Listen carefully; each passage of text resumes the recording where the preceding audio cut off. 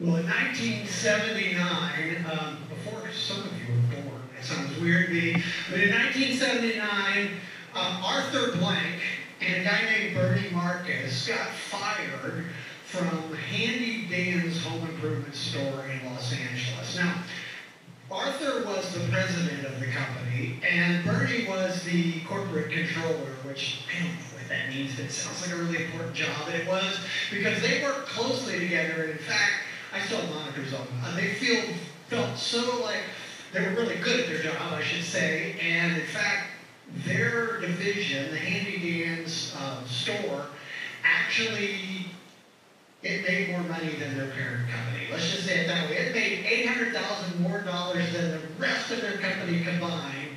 And so that caused a little friction with the CEO of their parent company, and both of them were fired in 1979. Now, they weren't happy about that. They were in their early 40s, and they had decided that they were going to sort of spend their time with this company, and so they immediately put together a lawsuit, and we're going to sue not for their jobs back, but for over $1 million in lost retirement and lost wages. But a guy named Ken Langone called up Arthur, and he said these weird words to him. He said, "Congratulations on your firing." And he wasn't just being mean. Arthur was a billionaire banker, basically. He was what we would probably call a hedge fund manager now, or an investment banker. But he called Arthur up, who he had known from working with him as the leader of Handy Dan's. They had put the money together to start a new division, a new store. And he said, "Congratulations on your firing." And of course, Arthur was not extremely happy about that, but he went on to say, "Hey, you used to tell me about what Handy Dan's could be. Like, you used to tell me your plan to change it and to make it better, and you had such a vision for this company. Now you have a chance to do it." Which is funny, because I've been fired before, and everybody goes, "Hey, that must feel great." And you're like, "No, you don't understand. It's not that great." You're like, "Well, now you're free to do what you want to do." And you're like, "Yeah, I'm also free not to be paid." But like, that was sort of the thing that Ken said. And Ken said, "So why don't you start that store that you told me about?" And that's how Home Depot happened. That is the story of Home Depot, that Arthur and Bernie, fired from Handy Dan's, put together this thing that we now call Home Depot. They started with 2 stores in Atlanta, Georgia, and their idea was pretty simple. They said, "You know what? We're going to take less markup so that we can pass the savings on to people. Our prices will be lower." And their plan was that there would be people running around in orange aprons who actually knew about tools and knew about home improvement, and they were going to actually help homeowners and help them be able to, "Let's do this." Or a few years ago, their statement used to be, "You can do it, we can help." And that was their plan from the beginning, that there would be a different kind of store. And because of Arthur and Bernie, you don't go to a lumber yard. Like, it's weird to go to a lumber yard, but that's the way before Home Depot sort of started this thing. You went to a lumber yard, or you went to a hardware store, and they catered more to the professional and less to the homeowner, and there was less selection, and you certainly wouldn't walk into one store and see what we expect now to see, from like lawnmowers to grills to plumbing supplies, thousands and thousands of choices. That's not, and thanks to Arthur and Bernie.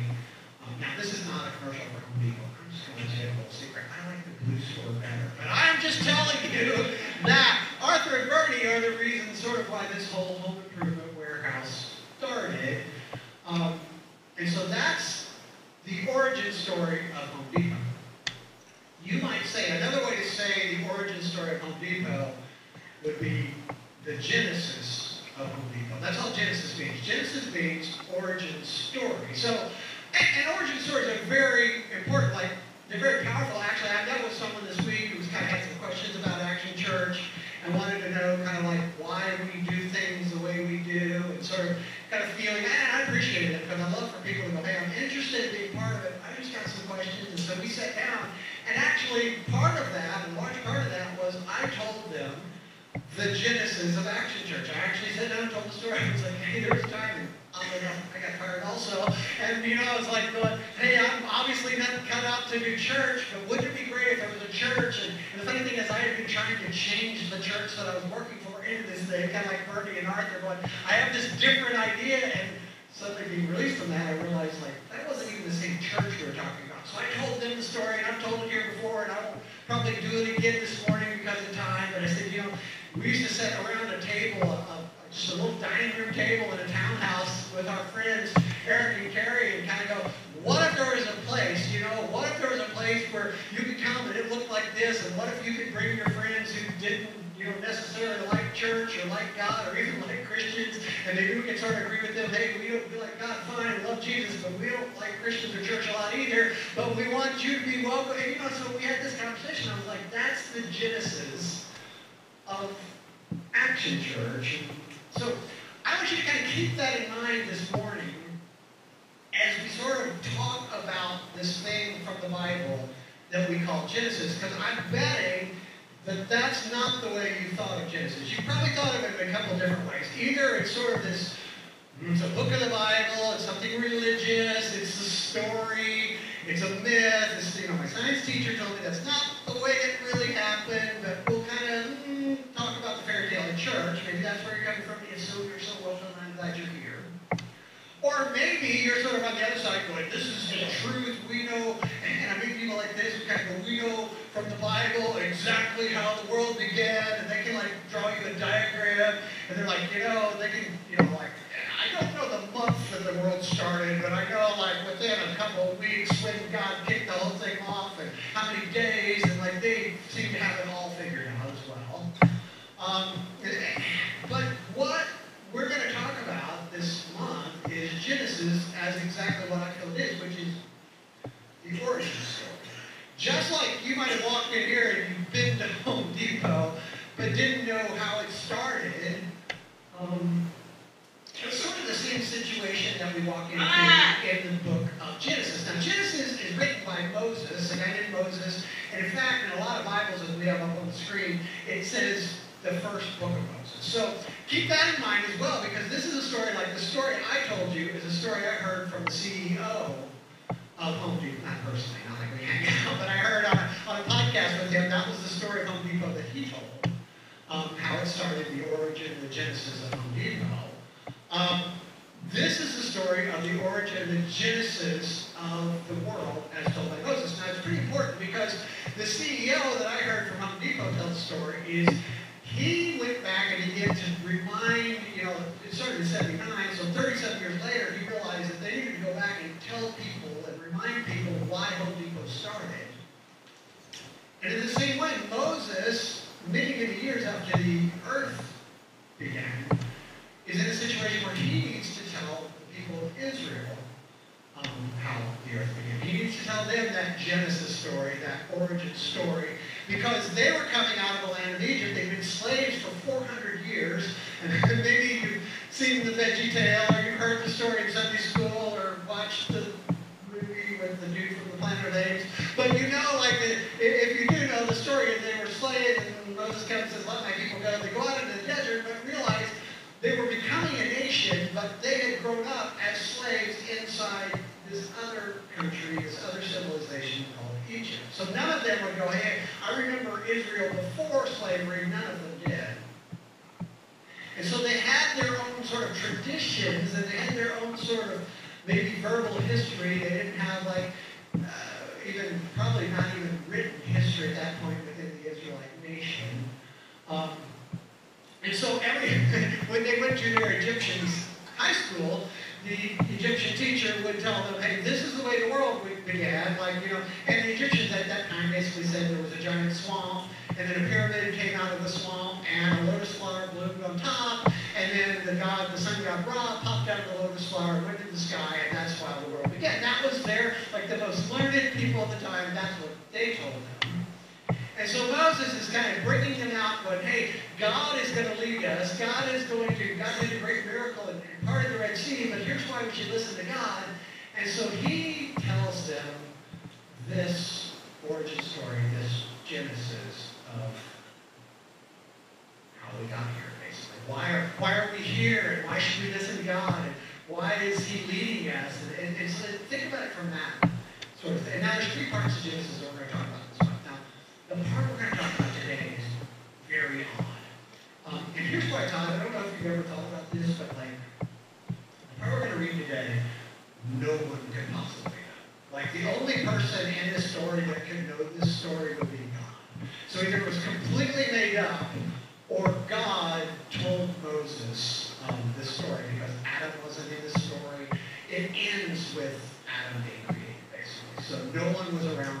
story. No one could have possibly done.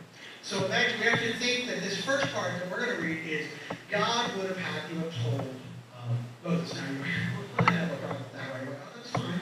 But be skeptical as you wish, but understand that's what had to have happened. But we're also talking about Moses. In the story of Moses goes up on the mountain with God for like 40 days and hangs out, and they see the lightning flashing, and as they go through the mountain, they die. So it's a big deal going on. Moses comes back down, and his face is actually glowing.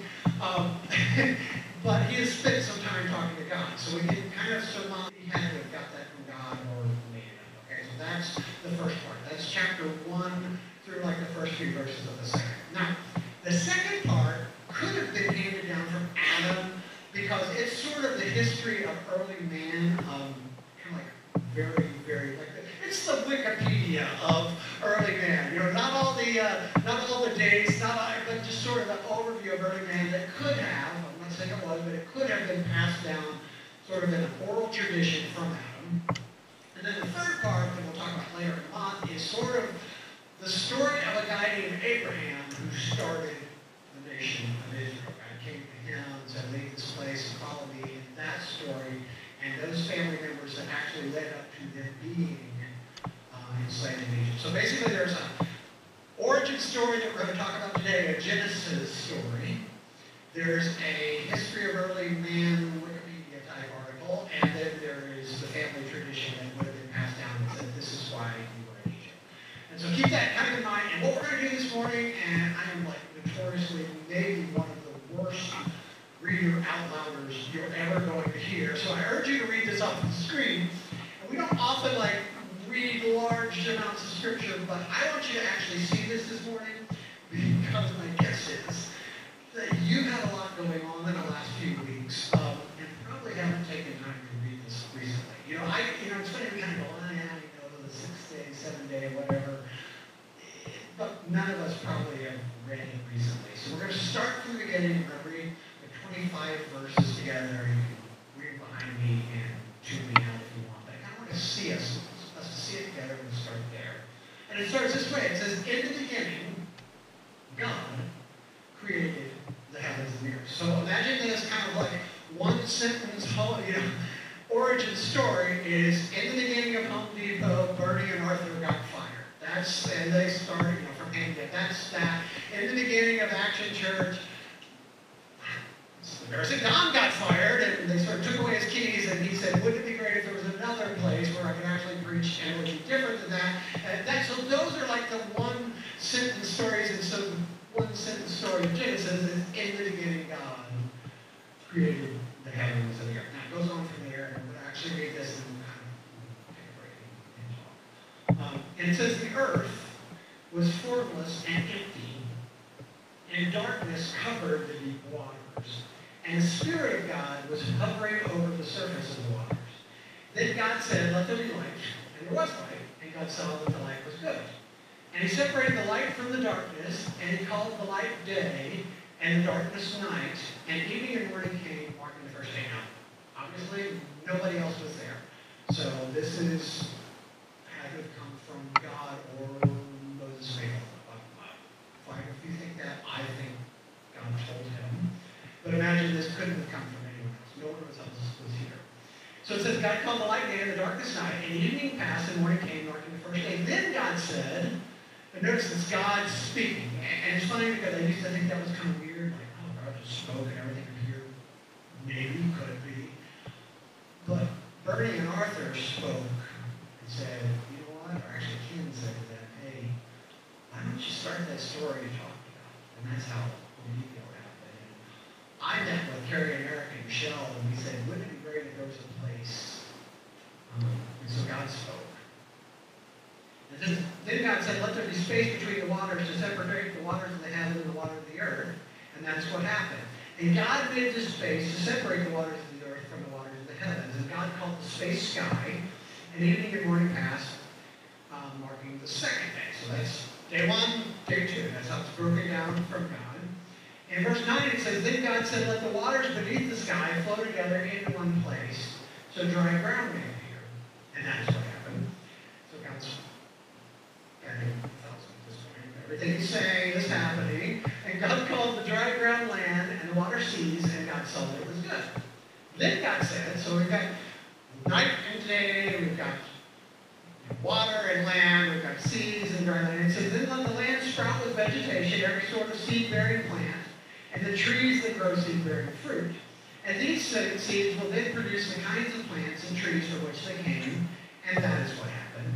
And the land produced vegetation, all sorts of seed-bearing plants, and the trees with seed-bearing fruit, and their seeds produced plants and trees of the same kind, and God saw that was good. And evening and morning came, marking the third day. So, I'm not sure what day he started this week on. By Wednesday, though, things are looking pretty good around. Then in verse 14, it says, then God said, let lights appear in the sky. Notice there was already light. God said, let there be light. But then he said, on sort of day 4, he said, let lights appear in the sky and separate the day from the night. And let them be signs to mark the seasons, days, and years. And let these lights in the sky shine down on the earth. And that is what happened. And God made 2 great lights, the larger one to govern the day, and the smaller one to govern the night, and he also made the stars.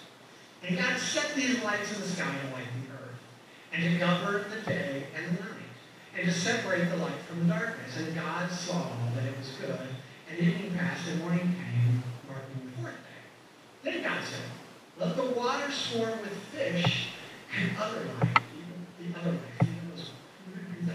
Why is it I think it's because we don't see them often, but like, everything in the ocean looks creepy to me. Maybe I'm just from the Midwest. I don't know why.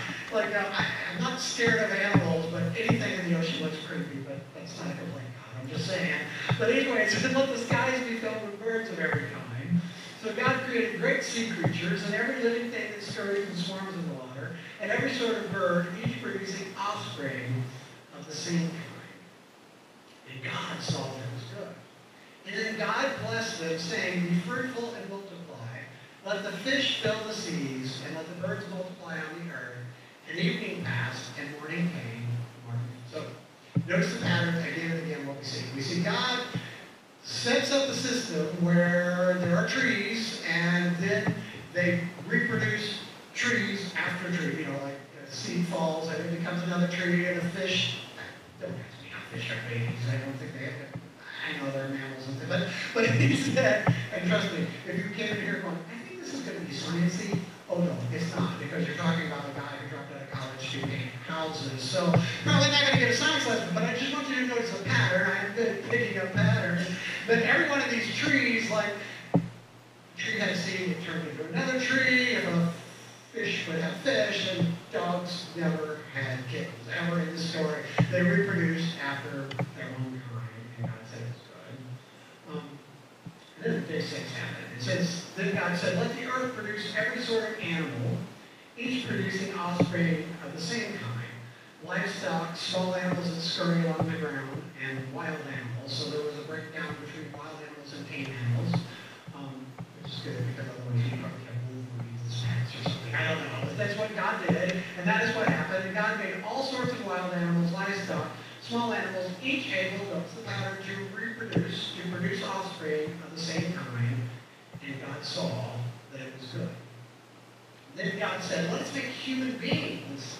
And notice, it's interesting that sort of the setup here, because you probably don't notice this, but it says, then God said, let us make human beings in our image to be like us. So it wasn't just singular God there. And they will reign over the fish in the sea, and the birds in the sky, and the livestock, and all the wild animals on the earth, and the small animals that scurry along the ground. So God created human beings in his own image, in the image of God, created them, male and female. So in the image of God, this is interesting, like us, whoever us is, and male and female, then God blessed them and said, so God blessed the earth with vegetation and animal life. And then God is blessing these new human beings. So be fruitful and multiply, and fill the earth and govern it. Reign over the fish in the sea, the birds in the sky. Another word for this reign over, in case you're thinking like, we're on top of the food chain, yet is maybe more stewardship or management, like manage over the earth. And then he he says, look, I have given you every seed-bearing plant throughout the earth and all the fruit trees for your food. We're not supposed to be vegetarians at first, but let's ignore that. We ignore lots of stuff in the Bible. Anyway, I'm the guy who's murdering entire herds of cattle, so I'm feeling that. Now, I have given every green plant as food for the wild animals and the birds of the sky and the small animals that scurry along the ground and everything that has life. And this is what happened. Then God looked over all that he had made, and he saw that it was very good. And evening passed, and morning came, marking the sixth day. And then this goes into chapter 2, but it's all part of one story. I don't know why I split up, but we're going to sort of wrap it up with the first verses of chapter 2. It says, so the creation of the heavens and earth and everything in them was completed.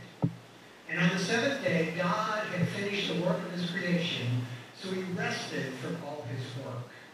By the way, God worked 6 days, so if you have 5 days of work, kind of more. And God blessed the seventh day and declared it holy, because it was the day when he rested from all his work of creation. And this is the account of the creation of the heavens. So, not a lot of information. Sort of like, in the beginning, Bernie and Arthur got fired and started 2 stores in Atlanta. That's how we have the Home Depot. For a planet, about the same amount of information. You know, got me this part, got kind of reproduce after themselves. And let's start here. Let's start here. You've gone through that. That doesn't sound like what you learned in science class. Right now, if you're sort of skeptical or you're not a Bible person or you struggle kind of going, you know, you're rolling your eyes a little bit and it's dark and I can't see you, so don't worry about it. Like, I don't feel bad at all. But I understand it. But let's sort of think about this like this. 2015, not sure when it was, but day and night, yeah, check, still happening. Sun in the daytime, moon at night, yes, it's still happening. I'm crazy. Outside, but I'm pretty sure that's still going on. You know, we haven't run across anything yet that sort of makes that not true, right? We don't know. But what about every third screen and we all fly around? You know, now that deal, it's day and night, sun and moon, same old. Dry land and water. This week, a lot more water, a lot less dry land, but there is still some dry land left around. Fish, there's still lots of creepy, weird things. You've seen a ocean crab, that's a weird thing I've never seen. They're like creepy, weird stuff in the ocean, cute, furry things on land, go into the woods, scary things with teeth. Still going on, and cats and dogs. I'm thinking this is like my level, like maybe a 3-year-old. That's kind of my level, but still going on, and man, top of the food chain, really great. You know, we haven't had a period where dogs took over. I'm nervous about that. Actually, it would be cats. Dogs wouldn't take over. Dogs are kind of like, yeah, whatever, you know, pet me, feed me. I have cats. I love cats, but I kind of feel like they could take over at some point. They seem a little, I don't trust them. I'll say that I love them, but I'll be petting our cat, and he's just like all happy, and then every once in a while he just bites you just to let you know that he's in charge. It's like, that's weird, you know. So anyway, that's so far. There's nothing we can observe, right? Like nothing that we can observe and go, well, you missed this part, you know? You missed the part where animals are actually ruling the earth. You know, you missed the part where we don't have a sun. It's sort of the way things are. It's still true, but we should think of it like this. There's a lot of sort of why, you know, why you exist and why there are fish in the sea and why there's dry land.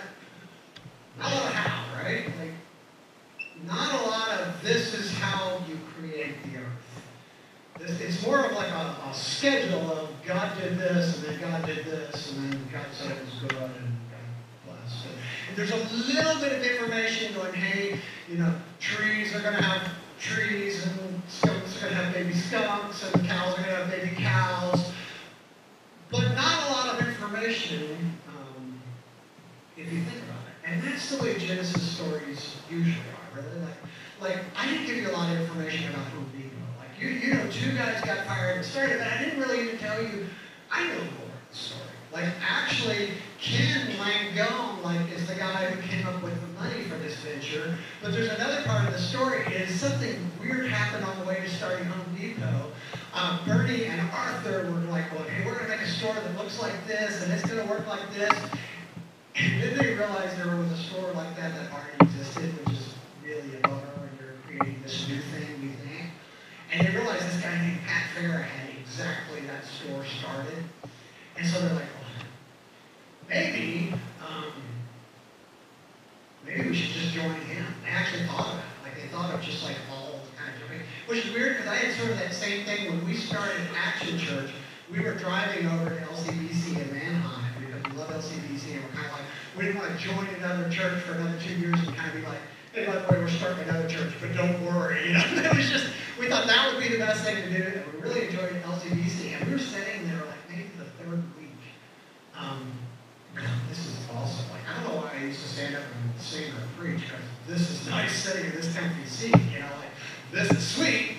And they announced, like, we're going to either have a new venue in either York or Reading. And Michelle and I kind of looked at each other and said, they have New York, let's just help them. You know, the same type of feeling, like, I was like, I'll park cars, I don't care.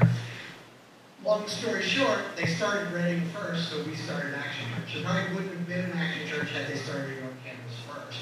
I think it's cool because they, you know, Paul and I talk, we do different things, and God was in that. Same thing happened on the story of Home Depot. A guy named Pat Farah had already started what they wanted to do. They kind of jumped and looked at what he was doing.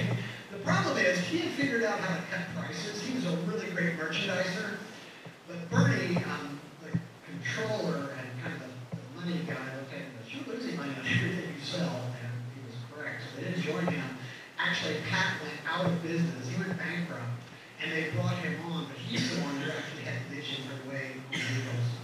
And so you can go on and on, like just knowing that Bernie and Arthur and Pat and Ken started Home really doesn't tell you how to start a Home Depot. Like, you can't go out now and go, well, I know everything I need to know about starting a home improvement chain. You don't, but you know how it started. And it's what I feel is true about this first chapter of Genesis. There's a lot of like, this is why there are birds, and this is why, you know, there are fish in the sea, and this is why man is still at the top of the food chain, but it doesn't say, like, this is the way you create man, and this is the way you create, it's just why, not how. So it kind of makes you think, like,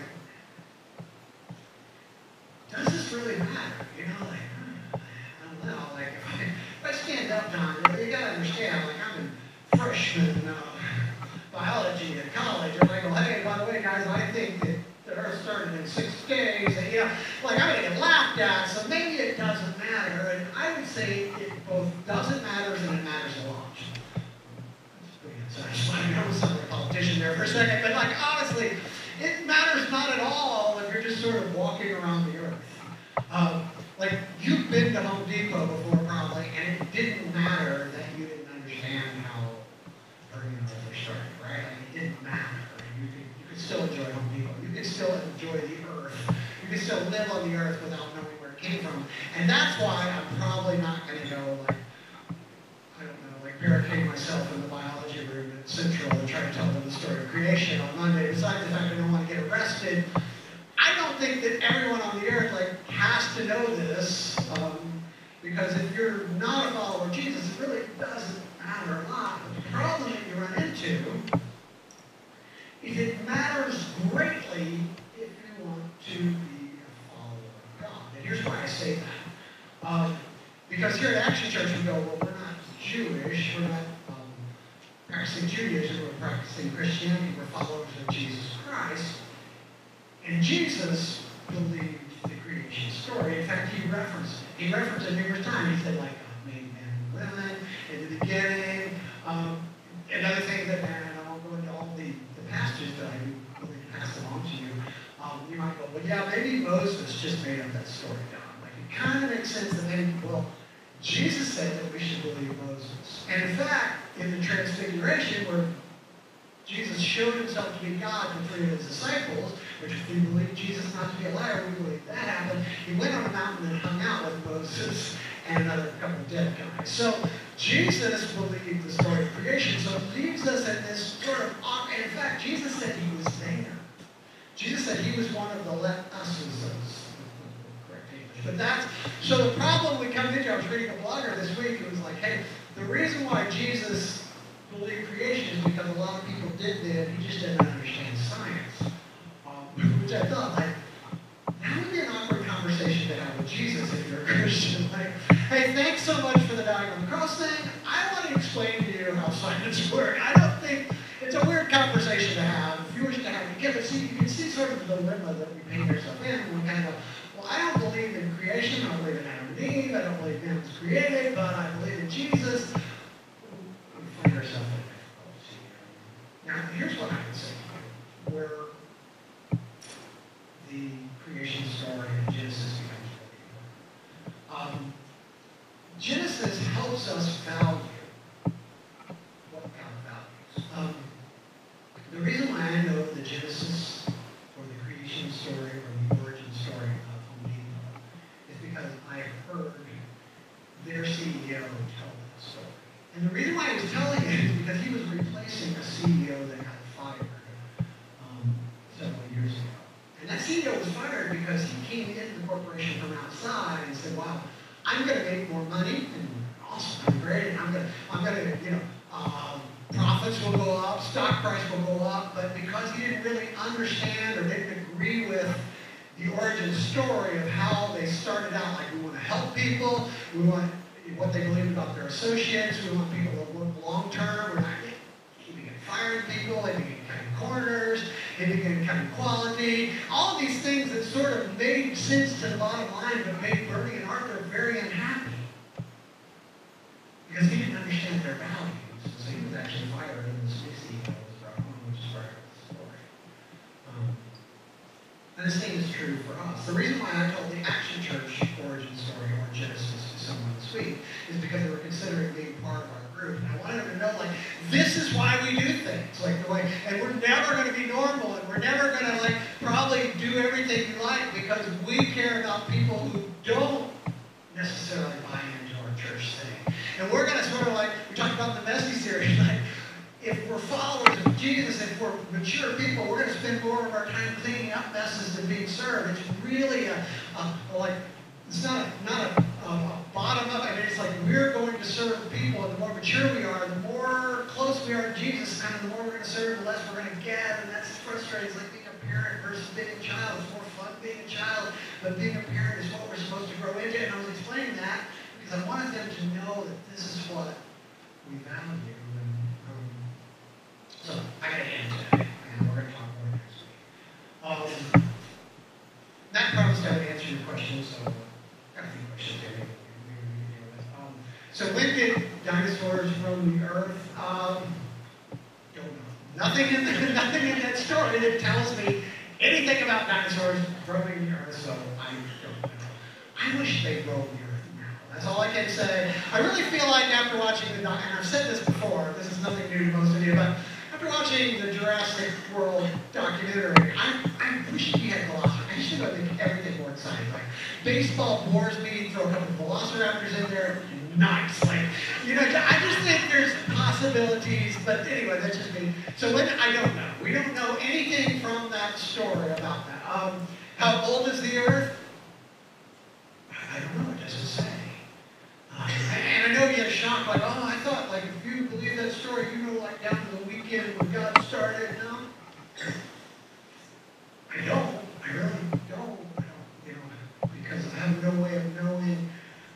And it says in the Bible, like, the day of the Lord is more than. It's just very interesting because of gravity, time is different. We cannot depend on anything even about time being the same in everybody. So I just don't, from that story, I don't have any information that says how old the Earth is. So generally people ask me that, and they're trying to see if I'm like a young Earth guy or an old Earth guy. I can one of them. I go, I'm a really young Earth guy. I only think the Earth is 300 years old. But that's just me being obnoxious, but that's what I do. So I don't know that from the story. Was the Earth created in 6 days? Well, it broke it down into 6 days, so I'll go, that's what it says, and that's what God told the story to us. Broke it for 6 days, 24 hours. Well, the sun wasn't even created until day 3. How long were the days? The story doesn't tell me. And what about the Big Bang Theory? You know, that's another question. Well, I do have an answer for that. I'm going to lay that out. I think it's sort of funny, but I don't understand why it gets so many enemies, because it's not that funny. It might be an age thing. That is the one answer I can give you. It's not that funny. I don't want to get all the order. So here's what I want to leave you with today. And I want this to come back up, please. Let's start here. The story is important because it's the origin story. It's the account that God gave through Moses to his people who didn't know the story. And we're fortunate enough that it's written down and carried on. It's just amazing that this 4,000 plus years, this story's been carried on. I mean, you can't, like, the bestsellers from last year are in Ollie's now for 10 cents. So things don't last like that. So that's an amazing thing that we have. So we have that. But I get equally frustrated when people go, oh yeah, totally, science totally explains how the earth was created 400 billion years. No. And I get equally frustrated with people who go, yeah, I've read the Bible and I've read this account, and so I know that the earth is exactly 6,000 years old, and I know exactly when God did it, and you go, no, don't really from that story anyway. God said in the beginning, I created the heavens and the earth. And Jesus said, I was there. And here's what that means to you. I want to start off with this. What that means is that Jesus, which is who we're all about, Jesus gave his life for us. I love that second song we shit. But like, Jesus gave his life for us not because we were some sort of accidental happening, not because we were sort of an evolutionary sort of mistake and he had to come back. No, it was like the story that Jesus gave is that he came back because we were a prized creation. And we had messed it all up. And he came back to save us. And we were not a mistake. It's kind of like the difference between knowing like that your parents love you versus so many people that you meet that like if they don't know their parents or they don't know what happened, even if their parents were wonderful or even if some tragedy happened, there's still that thought in mind, I wasn't wanted, I wasn't like planned, I wasn't. But this story says you were planned, you were wanted, you were created from the beginning. You're not a problem on the earth, you're designed to manage and keep the earth. And that God loves you. Because he said, let us. Jesus said he was there. The Spirit was there. And the Spirit of Jesus, that's 3. That could be us and stuff. Let us make man. Let us make man in our own image. So that's where I want to start with you. You're not a mistake. You're loved. You're what you were planned from the. Why does it